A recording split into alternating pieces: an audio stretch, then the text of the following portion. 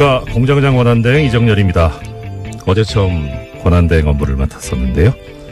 과분한 칭찬과 격려에 몸둘 바를 모르겠습니다. 정말 깊이 감사드립니다. 저는 그렇게 잘했다 생각이 안 들었는데 청취자님들께서 얼마나 기대를 안 하셨으면 그렇게 했는데도 칭찬을 해주시고 그런 생각이 드네요. 예, 시대정신이라는 말이 있습니다. 어떤 시대에 살고 있는 사람들의 보편적인 정신 자세, 태도 이렇게 정의가 되던데요.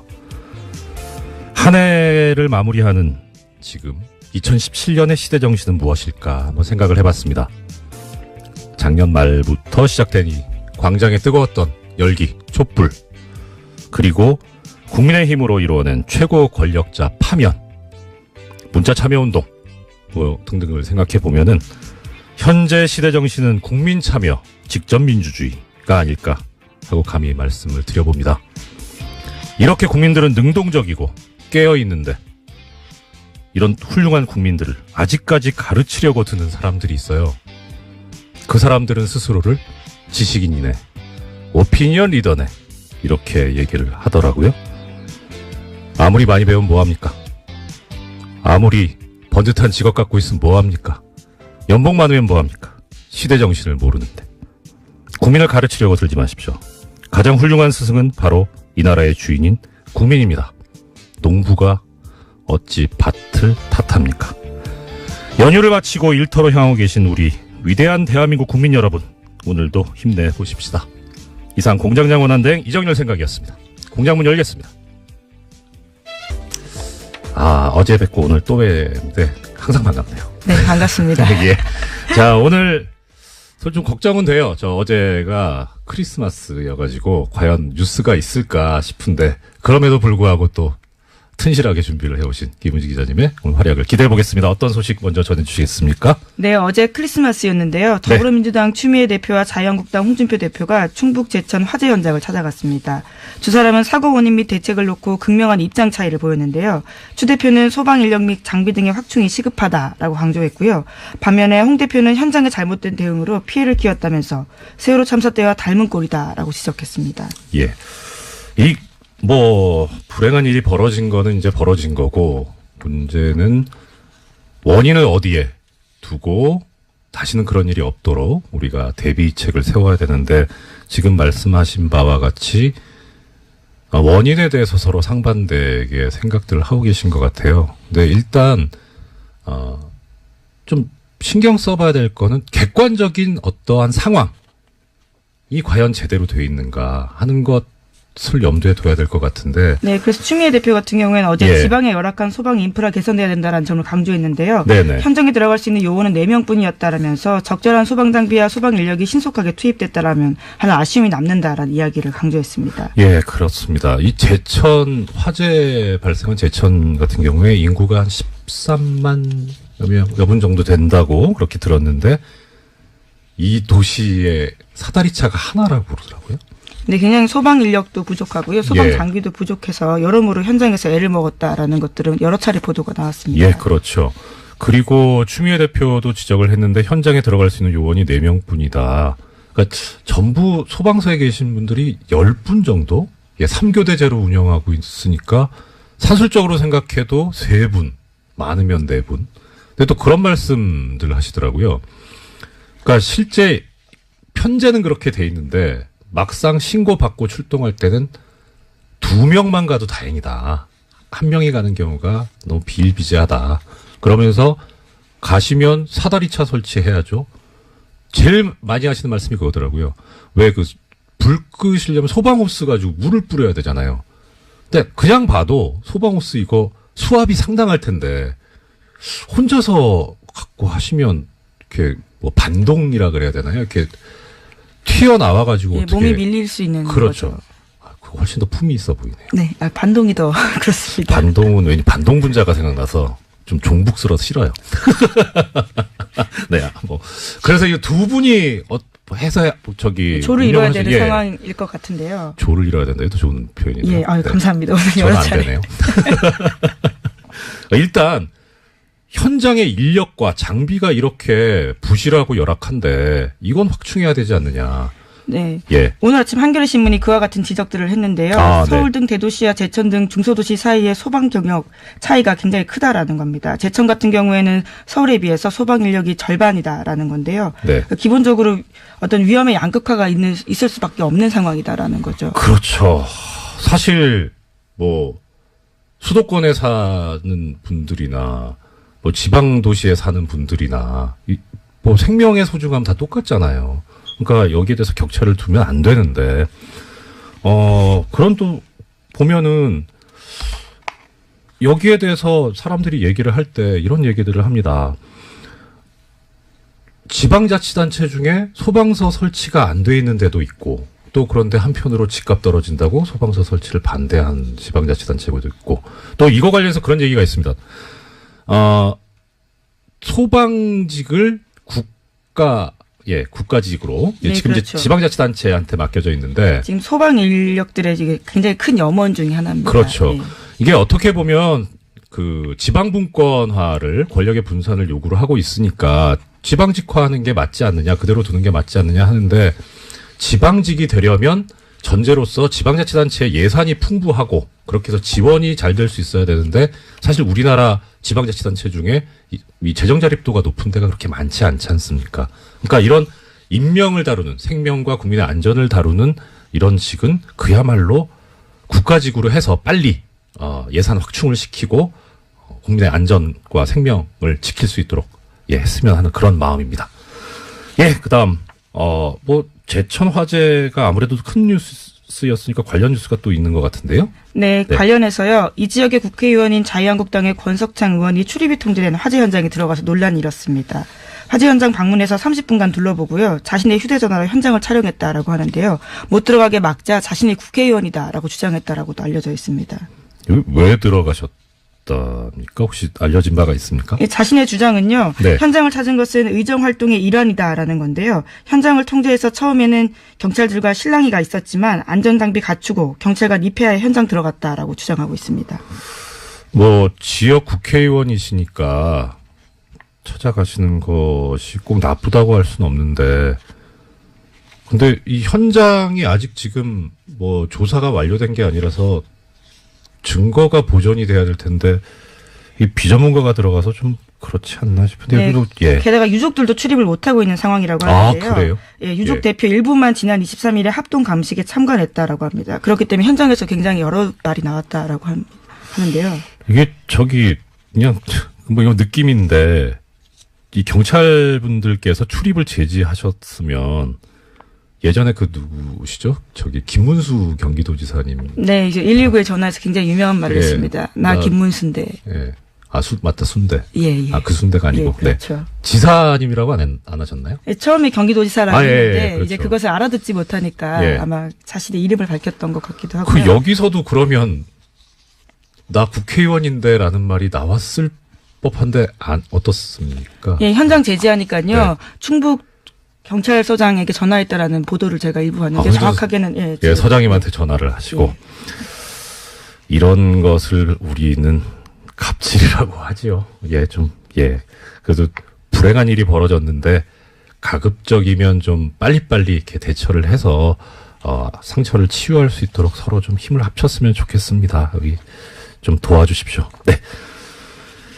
다음 소식 어떤 소식이 있습니까? 네, 최경환 자유한국당 의원이 특수활동비 1억 원을 받았다는 혐의로 구속영장 청구됐다라는 사실 다들 기억하실 텐데요. 네네. 이와 관련해서 영장실질심사가 올해 말까지 열리지 않을 것으로 보입니다. 그렇죠.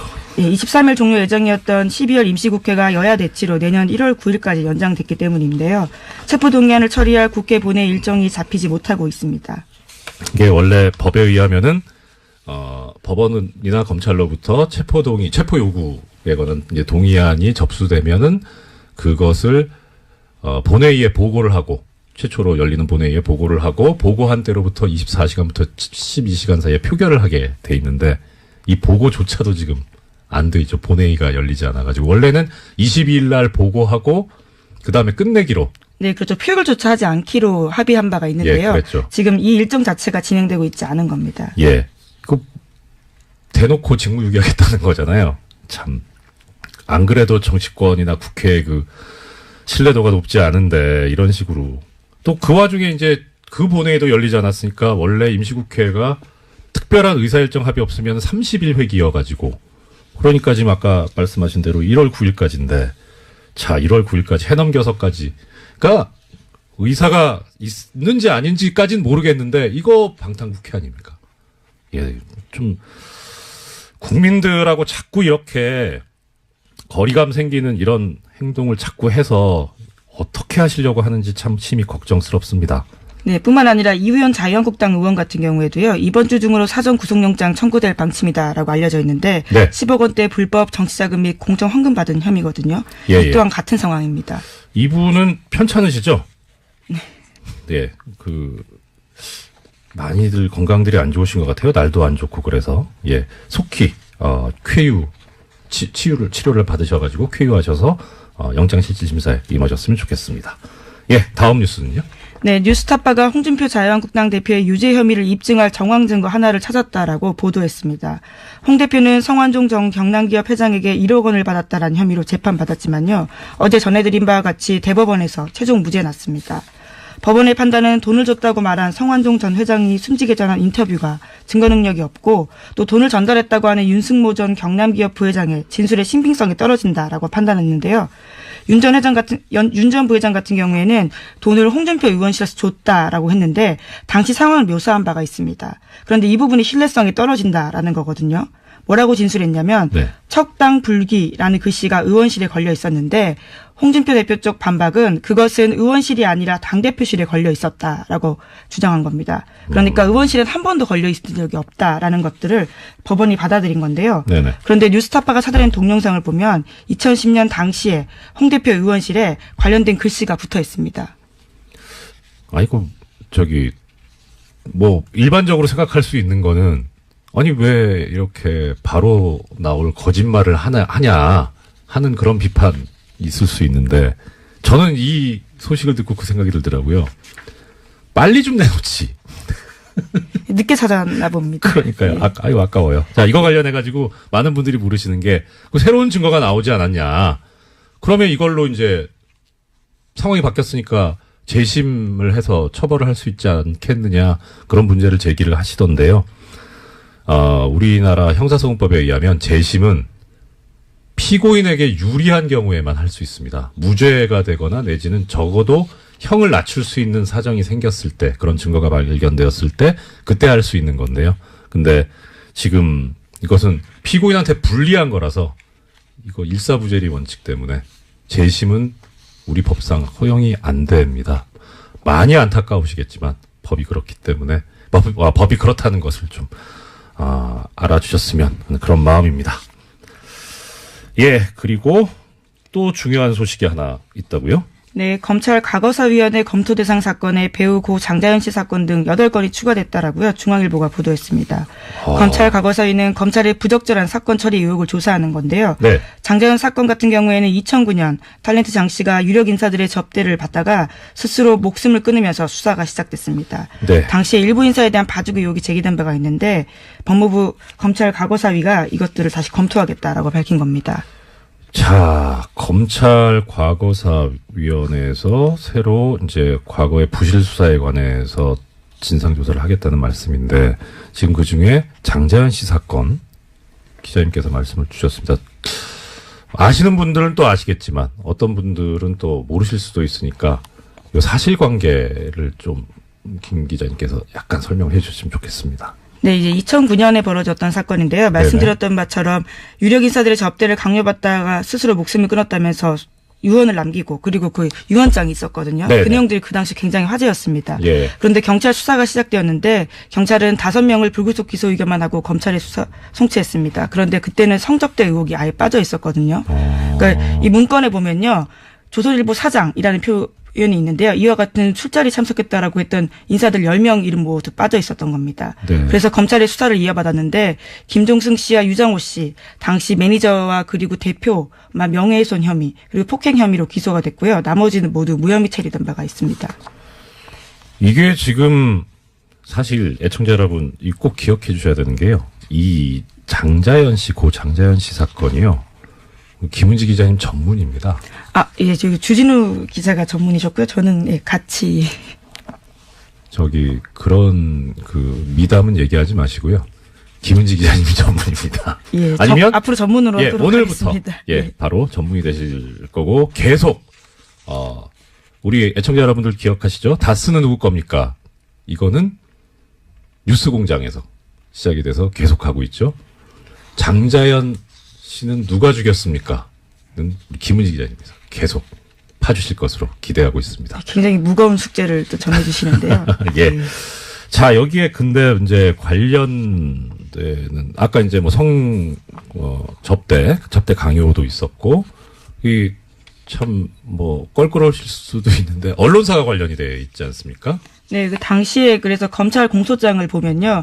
장자연이 작성한 문서에 조선일보 사장이라는 기재가 있다는 사실만으로 피의자가 장자연으로부터 술접대를 받았다거나 성매매를 하였다고 인정하기 부족하다라면서요. 결과적으로 방상문 사장 같은 경우에 증거불충분으로 혐의 없음 처분받았습니다. 거참, 네.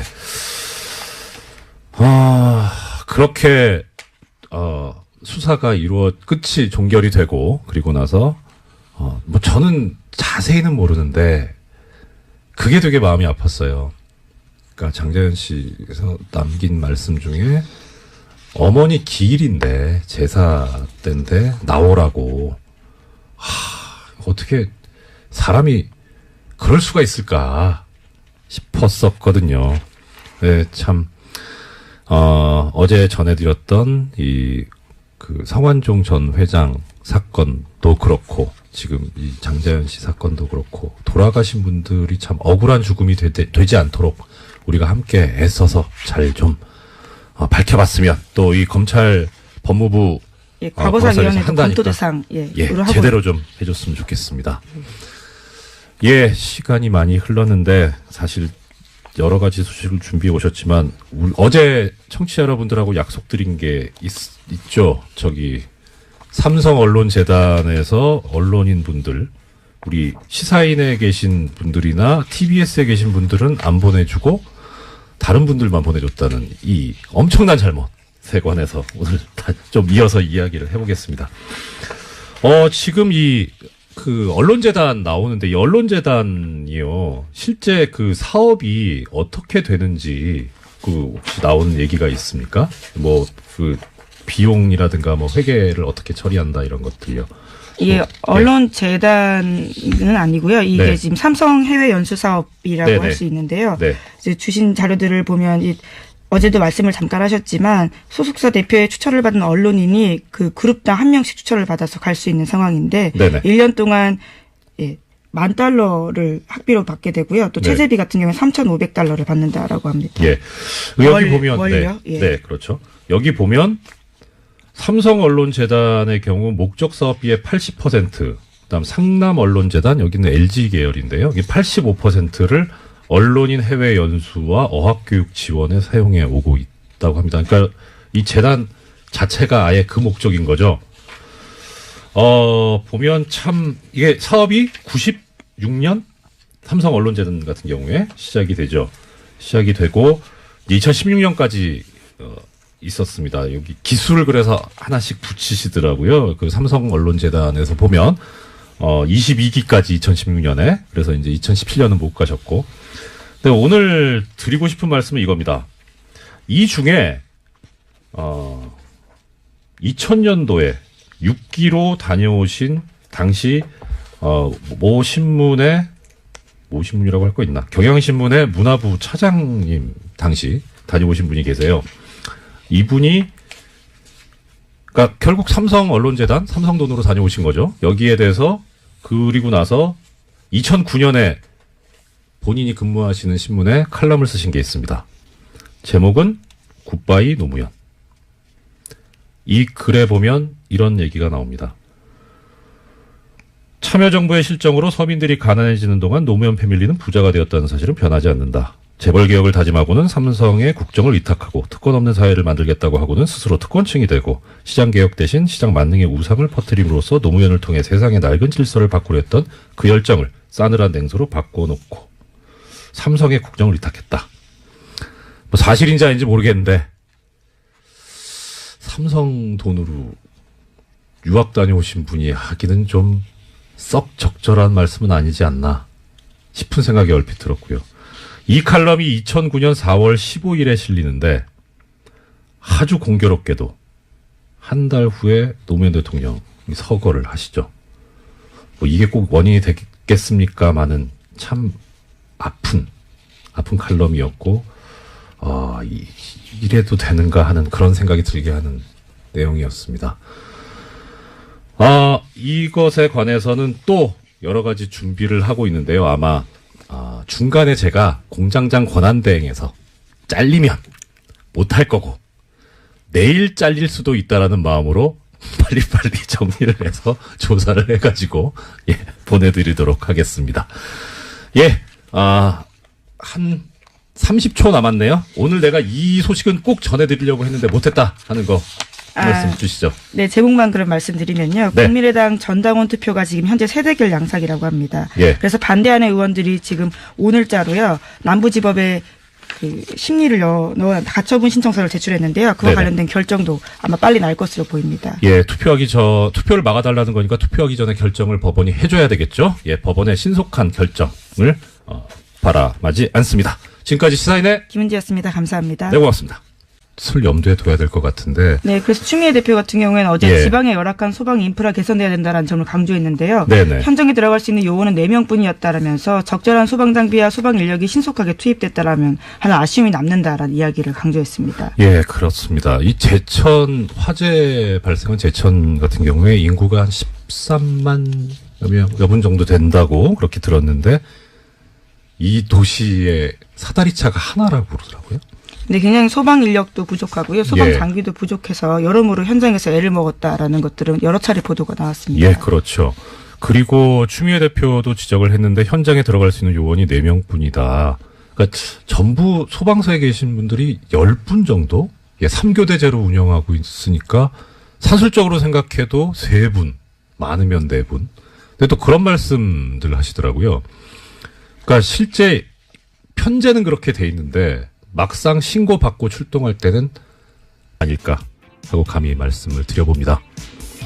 이렇게 국민들은 능동적이고 깨어있는데 이런 훌륭한 국민들을 아직까지 가르치려고 드는 사람들이 있어요. 그 사람들은 스스로를 지식인이네, 오피니언 리더네 이렇게 얘기를 하더라고요.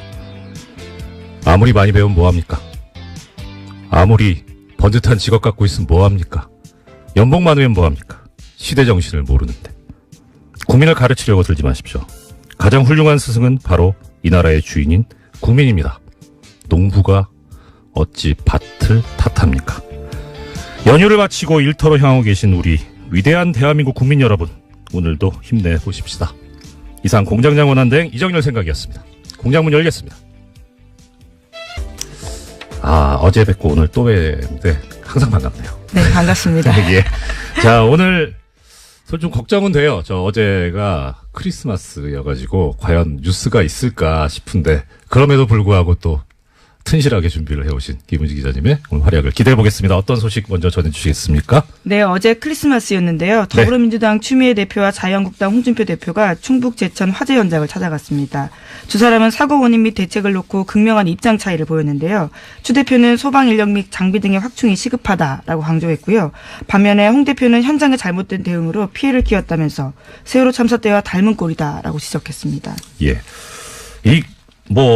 불행한 일이 벌어진 거는 이제 벌어진 거고, 문제는 원인을 어디에 두고 다시는 그런 일이 없도록 우리가 대비책을 세워야 되는데, 지금 말씀하신 바와 같이 원인에 대해서 서로 상반되게 생각들을 하고 계신 것 같아요. 근데 일단 좀 신경 써봐야 될 거는 객관적인 어떠한 상황이 과연 제대로 돼 있는가 하는 것. 공장장 권한대행 이정열입니다. 어제 처음 권한대행 업무를 맡았었는데요. 과분한 칭찬과 격려에 몸둘 바를 모르겠습니다. 정말 깊이 감사드립니다. 저는 그렇게 잘했다 생각이 안 들었는데 청취자님들께서 얼마나 기대를 안 하셨으면 그렇게 했는데도 칭찬을 해주시고 그런 생각이 드네요. 예, 시대정신이라는 말이 있습니다. 어떤 시대에 살고 있는 사람들의 보편적인 정신 자세, 뭐 태도 이렇게 정의가 되던데요. 한 해를 마무리하는 지금 2017년의 시대 정신은 무엇일까 한번 생각을 해봤습니다. 작년 말부터 시작된 이 광장에 뜨거웠던 열기, 촛불, 그리고 국민의힘으로 이루어낸 최고 권력자 파면, 문자 참여운동 뭐 등등을 생각해 보면은 현재 시대 정신은 국민 참여, 직접 민주주의. 그러니까 2명만 가도 다행이다. 1명이 가는 경우가 너무 비일비재하다. 그러면서 가시면 사다리차 설치해야죠. 제일 많이 하시는 말씀이 그거더라고요. 왜 불 끄시려면 소방호스 가지고 물을 뿌려야 되잖아요. 근데 그냥 봐도 소방호스 이거 수압이 상당할 텐데 혼자서 갖고 하시면 이렇게 뭐 반동이라 그래야 되나요? 이렇게 튀어나와가지고 예, 어떻게 몸이 밀릴 수 있는 그렇죠. 거죠. 그거 훨씬 더 품이 있어 보이네요. 네, 반동이 더 그렇습니다. 반동은 왠지 반동 분자가 생각나서 좀 종북스러워서 싫어요. 네, 뭐 그래서 이 두 분이 해서 저기 조를 이뤄야 운영하시- 되는 예, 상황일 것 같은데요. 조를 이뤄야 된다. 이것도 좋은 표현이네요. 예, 아유, 네. 감사합니다. 오늘 저는 여러 안 차례. 되네요. 일단 현장의 인력과 장비가 이렇게 부실하고 열악한데 이건 확충해야 되지 않느냐. 네. 예. 오늘 아침 한겨레 신문이 그와 같은 지적들을 했는데요. 아, 네. 서울 등 대도시와 제천 등